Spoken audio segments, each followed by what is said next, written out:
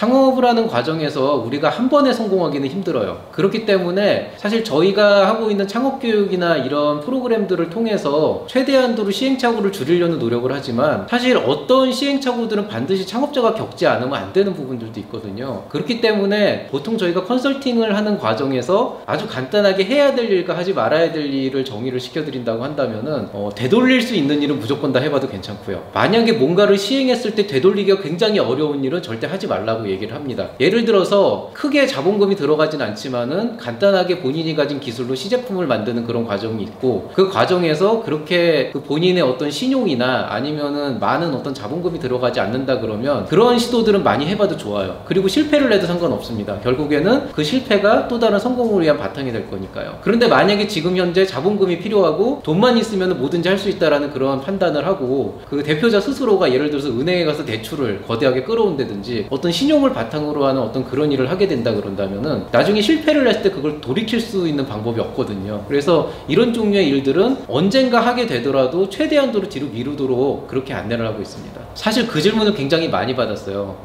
이런 질문들을 굉장히 많이 받았고 실제로 수많은 창업 특강이나 이런 곳에서 명사분들이 나와서 하는 얘기가 절대로 실패를 두려워하지 말아라. 고민을 하지 말고 도전을 해라. 이렇게 얘기를 하는데요. 사실 저는 항상 얘기를 하고 있는 것 중에 하나가 실패에는 두려워해야 된다고 생각을 합니다. 왜냐하면은 정말 잘못된 실패는 본인의 인생 자체가 틀어질 수가 있어요. 그렇기 때문에 어떤 도전을 할 때는 그만큼 신중하게 생각을 해야 되고요. 또 이렇게 얘기를 하면은 본인의 인생의 어떤 그 모든 것들을 쏟아붓지 않고 어떻게 결과를 얻을 수 있겠냐라고 얘기를 하는데요. 제 경험에 의하면 최대한도로 조심한다고 하더라도 어느 시점에 본인이 인생을 올인해서 이 일에 전념을 해야 될 수밖에 없겠다는 그 상황이 분명히 옵니다. 그거는 대표자 스스로가 판단을 할 수가 있게 돼요. 그렇기 때문에 그 시점이 됐을 때 보통 한 번쯤 이제 저한테 만약에 컨설팅이 들어온다라고 한다 그러면 그 시점부터는 제가 말리지는 않아요. 보통은 그렇게 되는 시점에서는 그 대표님의 의견을 존중하고 만약에 본인이 그렇게 도전을 하겠다고 선택을 했다 그런다면은 최대한도로 좋은 방향으로 갈 수 있도록 많은 조언을 해드리고 있습니다.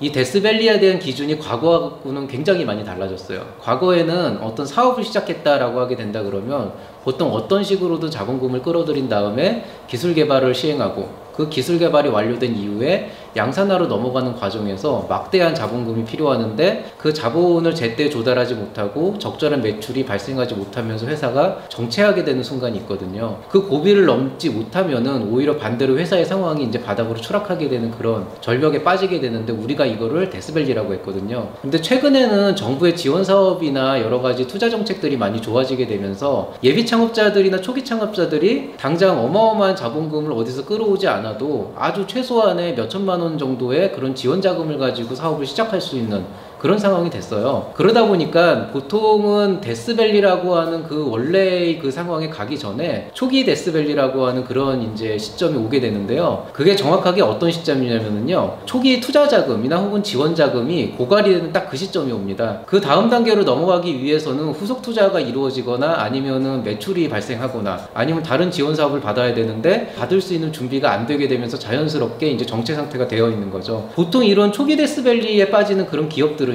그래도 아직까지는 그렇게 심각하게 회사가 위태할 정도의 재정난을 겪지는 않기 때문에 조금 더 시간을 두고 본인이 준비할 수 있는 부분들을 착실하게 준비해 나가면은 보통 1년이나 2년 정도의 기간 후에 다시 일어설 수 있는 그런 기회가 오게 됩니다. 그런데 아까 말씀드린 본격적인 데스밸리에 빠지게 되면은요, 사실은 그때는 정말로 전문가의 도움이 없이는 스스로 살아남기는 쉽지가 않습니다. 그렇지만은 그 안에서도 굉장히 의지가 강한 창업자분들은 어떻게든 살아남게 돼 있고요. 보통 그런 데스밸리까지 빠지게 됐을 때 보통 회사가 겪는 가장 큰 어려움 중에 하나가 자금난이거든요. 재정난이 가장 큰 문제가 되는데 그 재정난임에도 불구하고 우수한 기술을 갖고 있는 스타트업이 있다면 결국에는 어떠한 식으로든 투자 자금이나 아니면 외부 자금을 끌어들여서 다시 일어설 수 있는 발판을 만들어내긴 합니다. 결국 기업이 자립할 수 있는 능력이라고 하는 것은 결국에는 그 기업이 어떤 식으로든 매출을 창출해야 된다는 그런 얘기입니다. 그런데 통상적으로 시장을 생각하지 않고 기술만이 중요하다라고 생각하는 그런 그런 분들이 겪는 어려움 중에 하나가 초기 지원 자금은 이미 다 떨어져 나가고 있는데 다음 단계로 넘어가기 위해서 시장에 나갈 준비가 안 돼 있는 거예요. 그렇게 되다 보니까 사실은 본인이 충분히 거기에 대한 생각을 한다고 한다면 본인이 생각하고 있는 기술의 완성도를 100이라고 했을 때 사실은 20% 수준, 50% 수준에서 충분히 시장에서 사람들의 반응을 보고 시장을 파악할 수 있는 그런 어떤 제품이나 서비스를 충분히 출시할 수가 있거든요. 그리고 그런 과정을 거쳐서 시장과 사업에 대한 이해를 같이 할 수가 있게 되는데요. 그런데 보통 이런 준비를 안 하게 되다 보니까 이제 한쪽으로 치우치게 되는 그런 경우가 생기는 겁니다. 사실 이 사업이 그래서 어려운 거거든요. 결국에는 제품의 완성도가 높으면 높을수록 상품의 가치는 높아지지만 적정 수준에서 어느 시점에 우리가 시장의 반응을 살펴보고 기업이 자립할 수 있는 적정 수준의 재정을 확보할 수 있을지 그 시점을 적당히 쪼개서 그 시점에 적절한 서비스와 제품을 런칭하는 게 굉장히 중요합니다.